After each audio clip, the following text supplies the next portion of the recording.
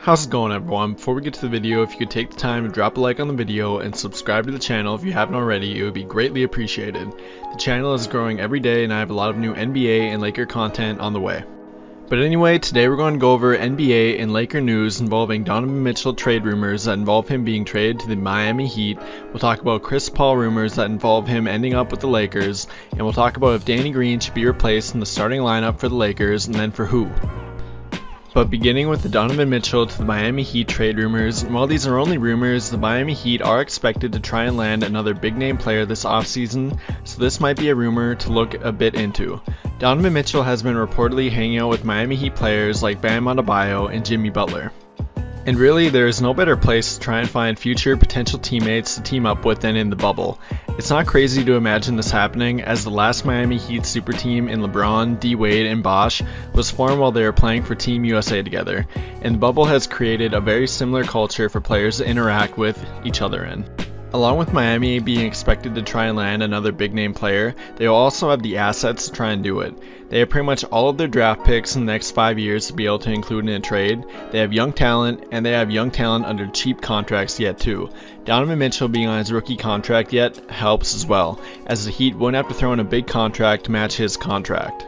And with all of that being said, I think to even get a trade conversation going, the Miami Heat would have to include Tyler Hero, Kendrick Nunn, and at least 2 future first round draft picks, if not 3.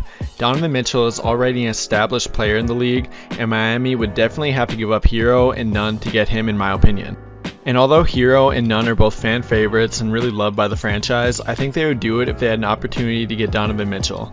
Imagine a lineup for the Heat looking like Donovan Mitchell, Duncan Robinson, Jimmy Butler, Jay Crowder if they bring him back, and Bam Adebayo. That is a very dangerous lineup, and one that might make them the best team in the Eastern Conference. And with that lineup, they would be able to retain their great shooting in Duncan Robinson while adding another good shooter in Donovan Mitchell. They'd keep their great playmakers in Jimmy Butler and Bam Adebayo, and also retain their defense with Jimmy Butler, Jay Crowder, and Bam. While Nunn and Hero would be tough to lose, I think they would be getting back so much more than they would lose. Will Utah even consider trading him this offseason? Who knows for sure, but I think Miami is one of the few teams that could offer them a deal that they would actually even take a look at. For it to happen, Donovan Mitchell would of course have to request a trade as well, but Utah wouldn't outright just trade him without demanding a trade. Though if they get beat in the first round of the playoffs and Donovan Mitchell and Rudy Gobert truly don't get along that well anymore, this might push him into demanding a trade. What do you guys think about the likelihood of Donovan Mitchell being traded to Miami or really anywhere at all?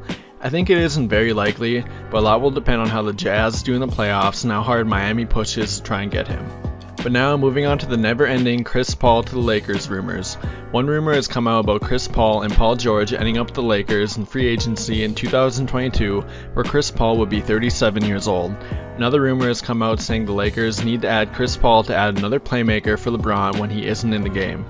I added both of these headlines just so you guys know I'm not making these up, even as crazy as some of these rumors often sound. The even crazier part is that after they are reported, multiple news outlets and even often ESPN reports on them, so they are considered legitimate. And yeah, I know ESPN and Bleacher Report often only report on LeBron and the Lakers to get views, but dang, don't they ever get tired of pushing these weird scenarios? I mean, don't get me wrong, adding Paul George and Chris Paul wouldn't be impossible in 2022, or even just trading for Chris Paul this offseason wouldn't be impossible, but for them to create a rumor on it every month is a bit much. I do think the Thunder will be trying to trade Chris Paul again this offseason, and I believe they will find a team to trade for him as well, but I really don't think it will be the Lakers. Teams are definitely interested in adding Chris Paul to their team again after watching him lead the Thunder to a much better record than expected, and while staying healthy pretty much all year long. The Thunder more than overachieved, and they may even end up winning a playoff series, but even if they do that, the Thunder definitely want to rebuild following this year. And the Laker team really doesn't have the trade assets to acquire Chris Paul or really have players to include in a trade deal to match his very big salary. For it to even work, they'd have to have guys in their team who are on player options like Caldwell Pope sign their player option only to be traded to a different team. Because if they don't have a guy on a player option like Caldwell Pope or JaVale McGee to include in the trade, they don't have enough to match the salary.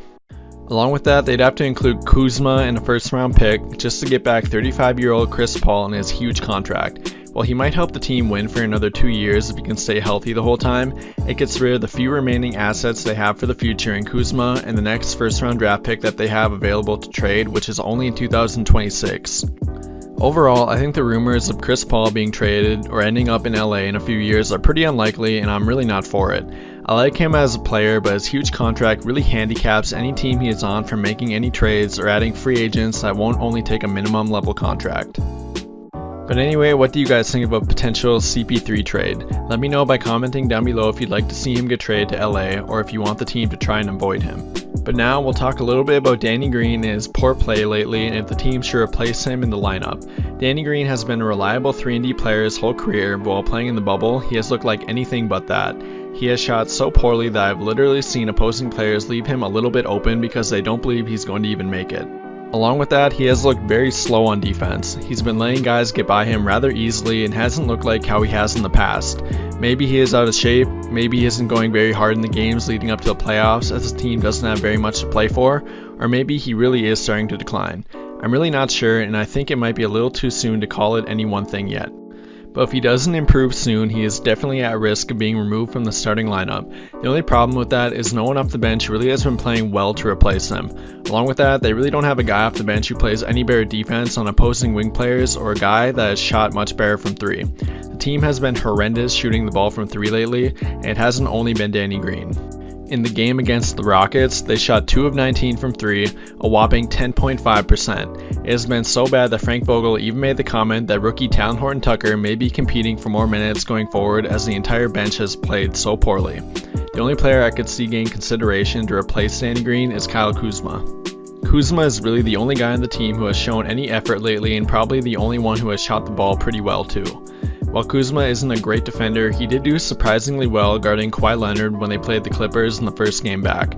Kuzma has the potential to be a better defender than he has been up to this point. I think he could get consideration to replace Danny Green if he continues to struggle and Kuzma continues to play well and with a lot of effort. Though this is the only real change I could possibly see happening, and I doubt it will even happen.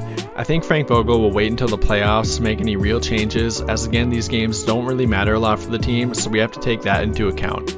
But anyway, what do you guys think about Danny Green's poor play lately? Do you think he should be replaced? Let me know by commenting down below and we can talk about that and if a possible Donovan Mitchell or a CP3 trade may actually happen. But I think that'll do it for this video. Don't forget to drop a like on the video and subscribe to the channel if you haven't already. And as always, thank you for watching.